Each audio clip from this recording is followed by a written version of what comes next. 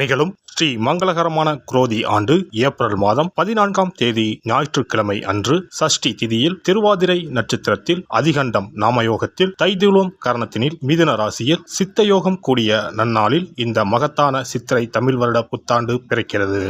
சித்திரை மாத கிரக நிலைகளை பார்க்கும்போது மேச ராசியில் குருவுடன் சூரிய பகவான் உள்ளார். கன்னி ராசியில் கேது பகவானும், மீன ராசியில் புதன், சுக்கிரன், ராகு பகவான் உள்ளனர். கும்ப ராசியில் சனி பகவானும் செவ்வாய் பகவானும் உள்ளனர். இந்த ஆண்டு சித்திரை மாதத்திலேயே குரு பகவான் 12 ஆண்டுகளுக்கு பிறகு ரிஷபராசிக்கு இடப்பெயர்ச்சி ஆகிறார். 30 ஆண்டுகளுக்கு பிறகு சனி பகவான் மீனராசி சென்று ராகுவுடன் இணைய போகிறார். பிறக்க போகும் குரோதி தமிழ் புத்தாண்டில் 2 கிரக உச்சத்தையும் ஒரு நீசபங்க ராஜயோக கிரகத்தையும் தன்னுடைய கோச்சாரமாக கொண்டுள்ளது.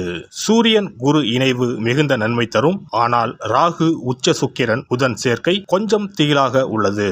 அதேபோல் சனி செவ்வாய் சேர்க்கையும் நன்மை தருவதாக இல்லை. எனவே இந்த வருடம் நன்மை எவ்வளவு அதிகம் உள்ளதோ அதே அளவு கெடுதலும் உள்ளது. எனவே அவரவர் குடும்ப பெண்களையும், இளைஞர்களையும், குழந்தைகளையும் நீங்கள்தான் பத்திரமாக பார்த்து கொள்ள வேண்டும். இதில் ஒன்றை சொல்லியே ஆக வேண்டும்.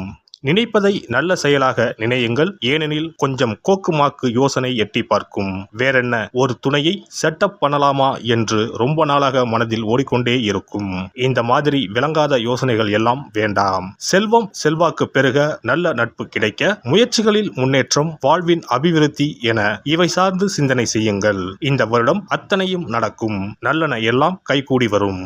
சுக்கிரனை ராசி அதிபதியாக கொண்ட ரிஷபராசி அன்பர்களே, ராகு பகவான் லாபஸ்தானத்திலும், கேது பகவான் பூர்வ புண்ணிய ஸ்தானத்திலும் பயணம் செய்கின்றனர். குரு பகவான் 12ஆம் வீட்டில் இருந்து உங்கள் ராசிக்கு ஜென்ம குருவாக இடப்பெயர்ச்சி அடைய போகிறார். சனி பகவான் ஆண்டு இறுதியில் விரயஸ்தானத்திற்கு வரப்போகிறார். செய்யும் தொழிலில் முன்னேற்றம் ஏற்படும். பதவி உயர்வும் சம்பள உயர்வும் இந்த ஆண்டு கிடைக்கும்.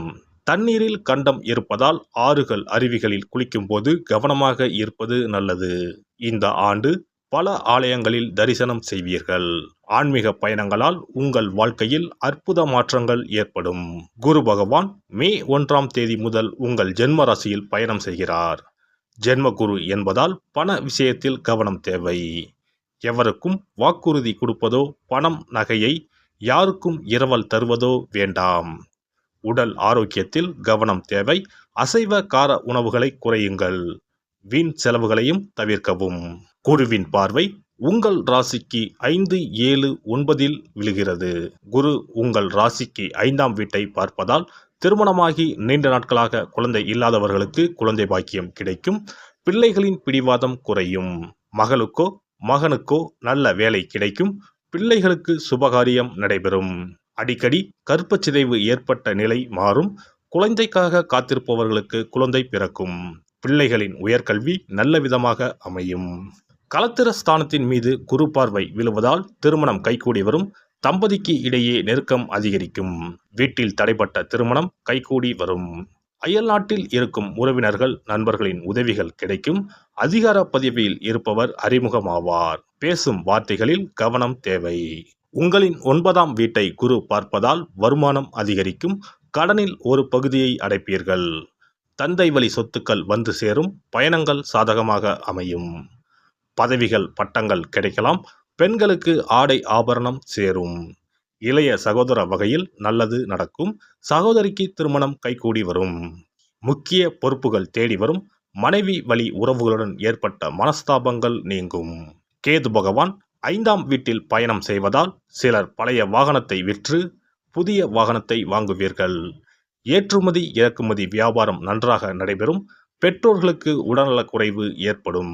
மருத்துவ செலவுகள் அதிகரிக்கும். தொழில் வியாபாரத்தில் முன் யோசனை தேவை. மற்றவர்களின் பேச்சை கேட்டு புதிய துறையில் முதலீடு செய்ய வேண்டாம். உத்தியோகத்தில் வேலைப்பளு அதிகரிக்கும். அரசு வேலை, பதவி உயர்வுக்காக தேர்வு எழுதி வெற்றி பெறுவீர்கள். வெளிநாடு செல்லும் வாய்ப்பு தேடி வரும். மாணவர்கள் பாடத்தில் கவனம் செலுத்தவும். அதிக அக்கறையோடு படித்தால் மட்டுமே வெற்றி கனியை ருசிக்க முடியும். சிலருக்கு கல்வியில் தடை ஏற்படும்.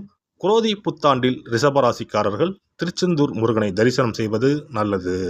சஷ்டி, கிருத்திகை நட்சத்திர நாட்களில் பாலாபிஷேகம் செய்து வழிபட பாதிப்புகள் குறையும். சங்கடங்களையும் சவால்களையும் எதிர்கொண்டு சாதிப்பீர்கள். குரோதி ஆண்டு ரிஷபராசிக்காரர்களுக்கு சாதனைகள் நிறைந்த ஆண்டாக அமையப் போகிறது.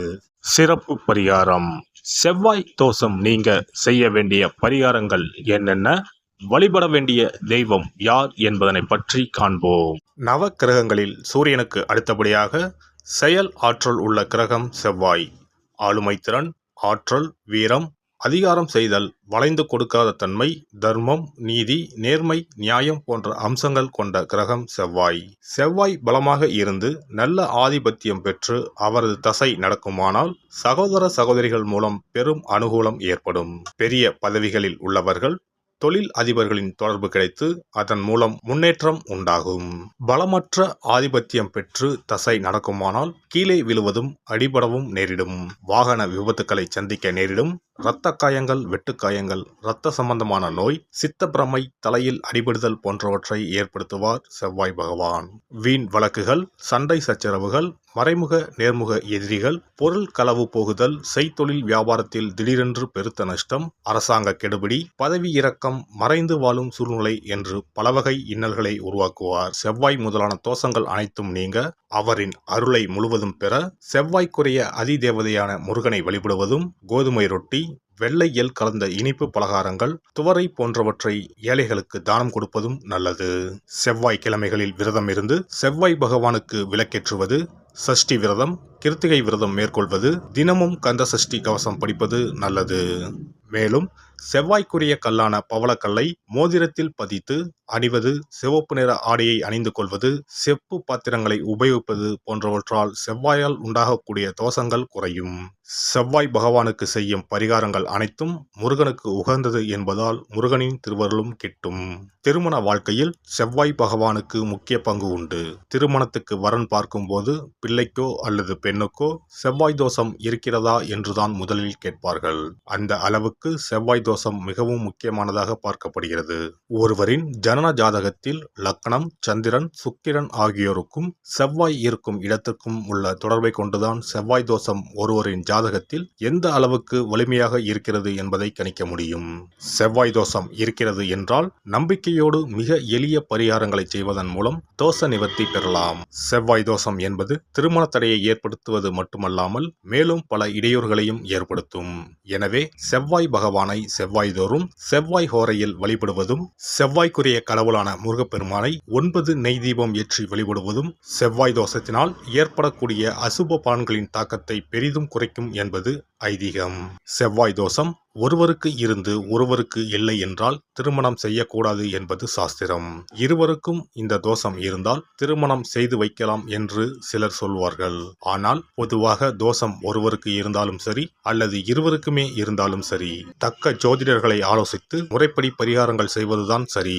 செவ்வாய் தோஷத்தால் திருமண தடை உள்ளவர்கள் வைத்தீஸ்வரன் கோவிலுக்கு வந்து அரச மரத்தடி விநாயகர் ஆதி வைத்தியநாதரை வழிபட்டு ஆலமரத்தை சுற்றி வர வேண்டும். வைத்தியநாத சுவாமி, தையல்நாயகி அம்மன், செவ்வாய்க்கு அதிதேவதையான முருகப்பெருமானை வழிபட வேண்டும். சன்னதியில் உள்ள செவ்வாய் பகவானுக்கு சிகப்பு வஸ்திரம் சாத்தி அபிஷேகம் செய்து பரிகாரம் செய்ய தடைகள் நீங்கும்.